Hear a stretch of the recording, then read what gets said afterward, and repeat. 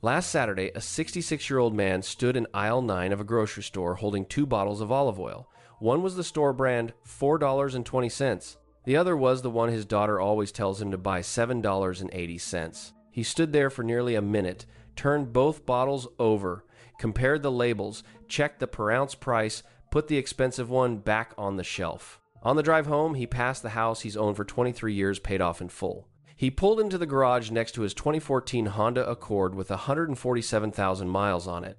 He carried 2 bags of groceries inside and set them on the kitchen counter. Somewhere in his home office, a quarterly statement from his brokerage account shows a number most people will never reach, $2.1 million.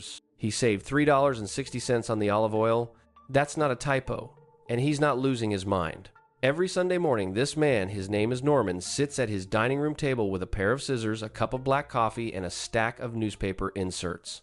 He spends about 40 minutes cutting along dotted lines. By the end, he saves somewhere between $11 and $13 on groceries for the week. $11 against $2.1 million is a rounding error that rounds to zero. But if you tried to stop him, if you sat across that table and said, "Norman, you don't need to do this anymore," something would happen that no financial spreadsheet can explain. He'd feel it in his chest. Not anxiety about money, something worse. The feeling that he's becoming someone he doesn't recognize. That's not frugality. That's identity under threat. And here's what nobody tells you. That exact mechanism, the one that makes a millionaire feel physically uncomfortable buying name brand olive oil, is the same mechanism that made him a millionaire in the first place. The thing that built the wealth and the thing that won't let him enjoy it are the same thing. 3 layers deep, and by the third one, a family falls apart over a piece of paper left on a printer. If you're within 10 years of retirement and you've ever felt guilty spending money, you logically know you can afford stay for this one. Norman didn't always have $2.1 million. That number would have sounded like science fiction to the 23-year-old version of him, the one who showed up to his first real job with a second-hand tie and a car payment he could barely cover. He grew up in a household where his father was a machinist and his mother stretched every paycheck like it was the last one. Left overnight wasn't a choice, it was a system. Hand-me-downs weren't embarrassing, they were efficient. The rule in that house was simple and absolute. Never waste a dollar you might need tomorrow. Norman carried that sentence out of his parents' home and into his entire adult life. He started his career at $28,000 a year.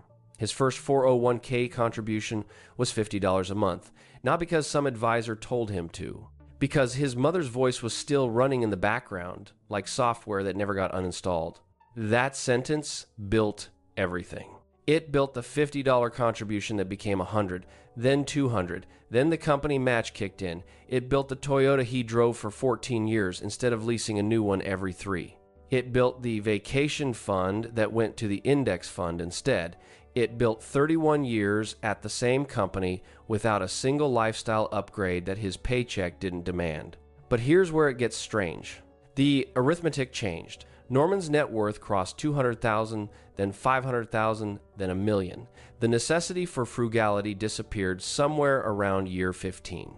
The behavior didn't. Not even close. Think of a habit like a groove worn into a wooden table. You drag something across the same spot every day, a coffee mug, a set of keys. At first, the groove is barely visible. After a year, you can feel it with your fingertip. After a decade, the groove is deep enough that objects slide into it on their own. After 40 years, the groove doesn't guide the object anymore. It traps it. Norman's frugality started as a choice. After 4 decades, it became a groove so deep he couldn't climb out even if he wanted to. And Norman isn't unusual. The Federal Reserve's Survey of Consumer Finances puts the median net worth for families headed by someone 65 to 74 at about $410,000. Norman is at 5 times that number, but his spending looks almost identical to someone with a quarter of his wealth. Vanguard's How America Saves data confirms it. Among 401k participants over 65 with 30 or more years of tenure, the ones who cross 1 million share one defining trait. They never upgraded their lifestyle to match their income. The Bureau of Labor Statistics backs it up further. Households 65 and older with $1 million plus in net worth spend only 15 to 20% more than households with $300,000. The gap between what they could spend and what they do spend is the single most defining feature of this group. Not intelligence, not income. The gap. So, the habit started as survival, but survival ended decades ago. What turned a temporary behavior into a permanent identity? That's where the brain comes in. There's a concept in behavioral science that separates habits into two categories: outcome-based habits, things you do to get a result, and identity-based habits, things you do because that's who you are. The difference matters enormously. An outcome-based habit sounds like, I clip coupons to save money. An identity-based habit sounds like, I'm the kind of person who doesn't waste money. Norman stopped clipping coupons for the savings a long time ago. $11 means nothing against a $2.1 million portfolio. He clips coupons because a person like him clips coupons. The behavior isn't a strategy anymore. It's a signature. And the internal sentence that runs the whole operation is simple. I am not the kind of person who wastes money. That sentence has been playing on a loop for 40 years. It doesn't have a pause button. It doesn't have a volume knob. It just runs. The Employee Benefit Research Institute's Retirement Confidence Survey found something remarkable. 68% of retirees with $1 million or more in savings report that they do not consider themselves wealthy. Not modest, not cautious. They genuinely don't identify with the number. Think about that. 2 out of 3 millionaire retirees look at their portfolio and think, that's not who I am. That's why Norman stood in aisle 9 holding 2 bottles of olive oil. The $3.60 isn't the point. The identity is the point. Every coupon clipped, every store brand chosen, every discount found is a small piece of evidence that he's still him. Still the machinist's son.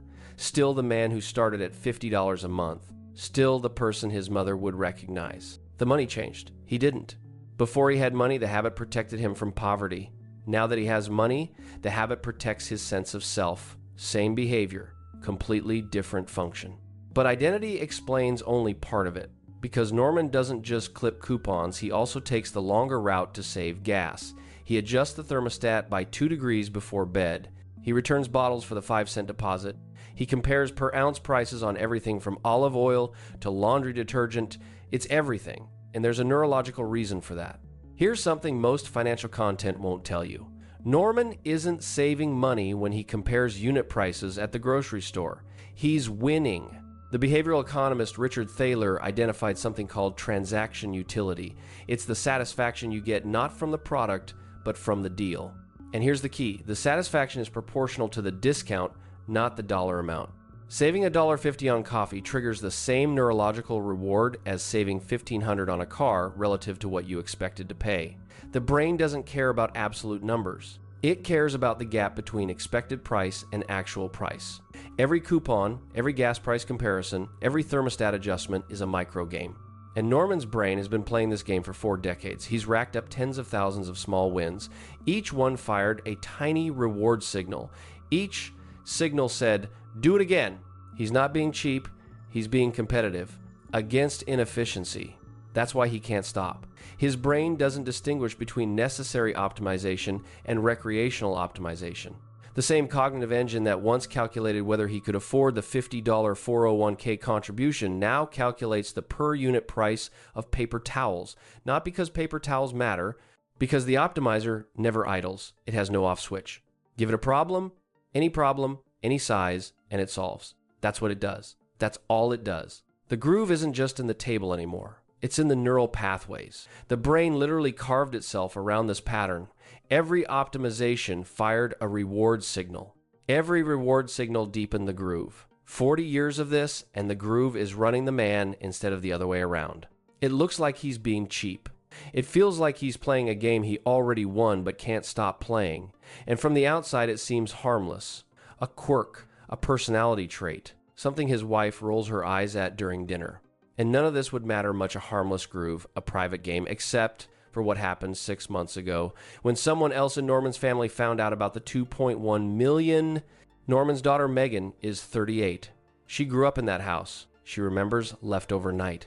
She remembers the used minivan, the one with the dent in the passenger door that Norman never fixed because it still drives fine. She remembers being told that college was expensive and she should apply for every scholarship she could find. 6 months ago, she visited Norman on a Saturday afternoon. He'd printed something from his brokerage account and left it on the printer tray. She saw the number, 2.1 million. Her reaction wasn't gratitude, it was anger. We drove a used minivan with a dent in the door. I wore hand-me-downs to school. I worked 2 campus jobs to cover what my scholarship didn't. You had $2 million? Norman didn't know what to say. He sat there for a long time. And then he said the only thing the groove would let him say: we were being responsible. Megan left that afternoon without finishing her coffee. She called her brother that night. He didn't know either. The thing about secrecy is that it doesn't feel like secrecy to the person keeping it. To Norman, he wasn't hiding anything. He was just not talking about it. The same way he doesn't talk about the thermostat or the gas prices. It's just what he does. It's the groove. But to Megan, silence and secrecy look exactly the same. Megan is not unusual. Fidelity Investments' intra-family generational finance study found that only 36% of affluent families have discussed their full financial picture with their adult children. 36%. That means nearly 2 out of 3 families are living some version of Norman's scenario right now. A grown child who has no idea what their parents actually have. And when the truth comes out, the research shows 2 patterns. Pattern 1, inherit the groove. The adult children adopt the same frugality, often unconsciously. They clip coupons. They drive their cars into the ground.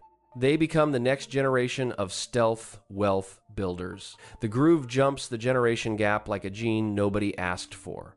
Pattern 2, rebel against the groove. The adult children overspend as a direct reaction, compensating for what felt like deprivation, even when it wasn't real. They saw the discipline, but never understood the purpose behind it. So they reject both. Norman's family is somewhere in the middle. Megan respects the discipline, but she resents the secrecy. She's not angry about the frugality. She's angry about the silence, about the scholarship she fought for while her father's brokerage account grew quietly in the background. What started as a temporary survival habit became a permanent identity, and then that identity became a family inheritance nobody planned for. The groove didn't just shape Norman. It shaped what his daughter believes about money, about trust, and about what parents owe their children. So here's where this gets personal. If you're watching this, you probably recognize something in Norman's story, maybe all of it, maybe just a piece. The olive oil moment, the thermostat adjustment, the guilt that fires before the logic even has time to show up. Either way, one of these 2 scenarios is yours. Scenario 1, you've accumulated more than you expected. Your portfolio crossed a number you once thought was impossible. Maybe it was 500,000, maybe it was $1 million, maybe it was higher, but your spending hasn't moved. You still comparison shop for gas. You still flinch at restaurant prices. You still choose the cheaper flight even when the difference is $40 and you have $900,000 in an IRA that hasn't been touched. The groove is deep, and here's the data that proves it. Morningstar's retirement spending research found that retirees with $1 million or more consistently underspend their safe withdrawal rate by 30 to 40%. Not by a little, by a third. They're not living frugally by design. They're living frugally by default. The groove runs so deep that they literally cannot shift into a spending mode, even when every spreadsheet, every calculator, and every advisor says they should. And here's the part that should stop you cold. Many of them die with more money than they retired with. Read that again. They saved their entire lives, reached the finish line, and then kept saving through the finish line. The race ended. They didn't notice. The trap isn't financial. The trap is psychological. The identity that built the wealth is now preventing them from using it. You saved for a life you're not letting yourself live. You built a house you won't move into.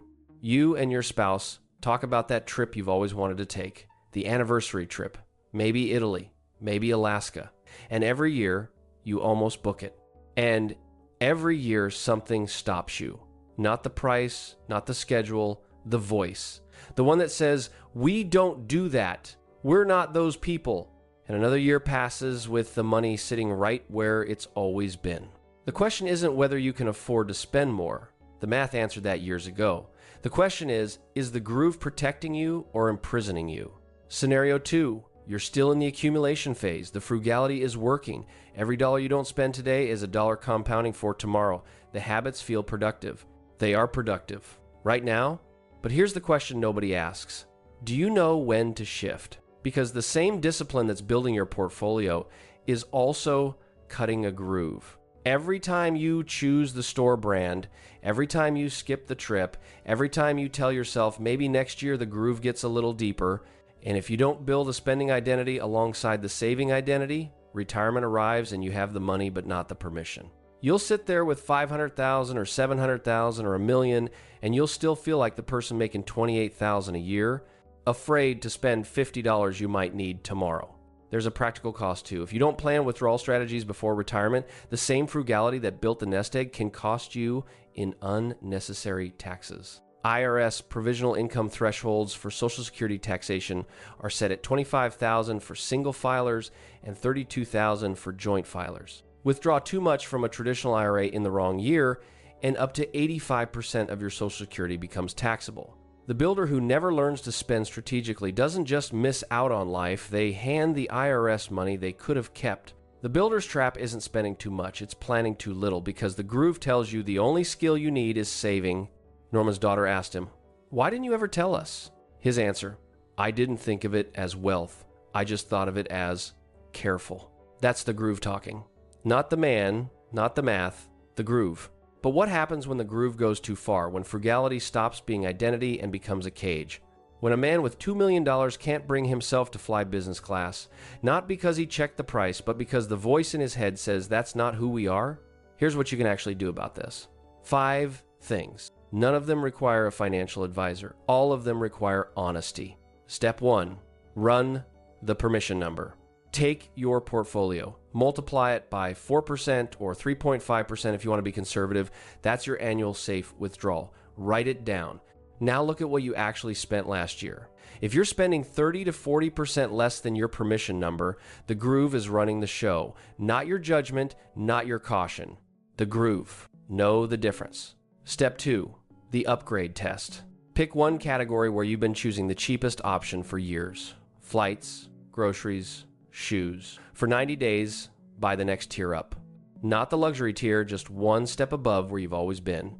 Track how it feels, not how it costs. If the guilt is disproportionate to the dollar amount, if you feel worse spending an extra $3 on olive oil than you'd feel losing $300 in a market dip, that's identity running the decision, not math. Step 3, the family transparency conversation.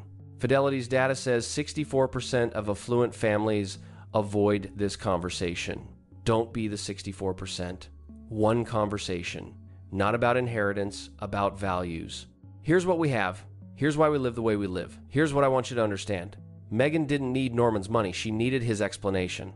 She needed to understand the groove, not just live inside it without knowing why. Step 4, separate the game from the goal. If clipping coupons gives you genuine pleasure, if the optimizer brain lights up when you find a deal, keep doing it. That's the groove working for you. Enjoy the game. But the moment you need the coupon to feel okay about the purchase, the game changed. The groove switched from recreation to compulsion.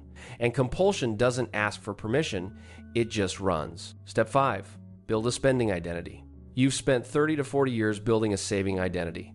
Now you need a spending identity for the next chapter. Not reckless, intentional. Pick one category: travel, grandkids, experiences, charitable giving, where the explicit goal is to spend well, not less well.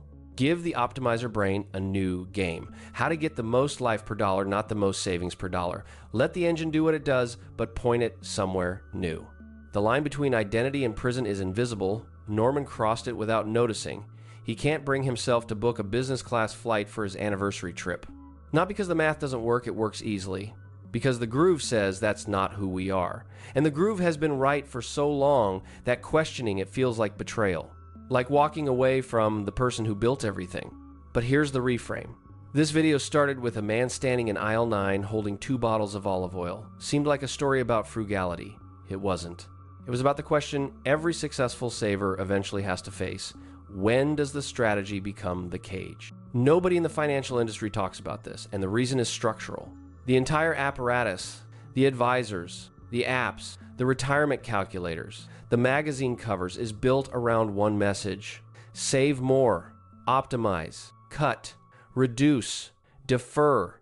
Every product, every tool, every article points in the same direction. Accumulate. Nobody teaches you how to stop. Nobody builds a product for learn to enjoy what you already have. There's no commission on permission. No management fee on contentment. No subscription for spending well. So the industry keeps sharpening the blade, and the groove keeps getting deeper. And the man with $2.1 million stands in a grocery store aisle holding 2 bottles of olive oil, choosing the cheaper one, not because he ran the numbers, but because 40 years of infrastructure told him this is what a responsible person does. The retirees who navigate this best aren't the ones who stop being frugal. They're the ones who choose frugality instead of being run by it. There's a difference between I don't need to spend more and I can't let myself spend more. One is a decision made by a man in control of his groove. The other is a groove in control of its man. The first one is freedom. The second one is a trap with a $2 million lock on it. Why does a man with $2.1 million clip coupons? Because 40 years ago, a young man earning $28,000 a year made a promise to himself, never waste a dollar. That promise built the portfolio. That promise built the house. That promise built the life his daughter didn't know they had. That promise also built the groove. The money changed. The promise didn't. Sunday morning. Same dining room table, same scissors, same black coffee, no sugar. But maybe, just maybe, Norman looks at the coupons a little differently now. Not as proof that he's careful, as proof that he was careful, and that being careful already did its job. The hardest financial skill isn't learning to save. It's recognizing when the saving served its purpose.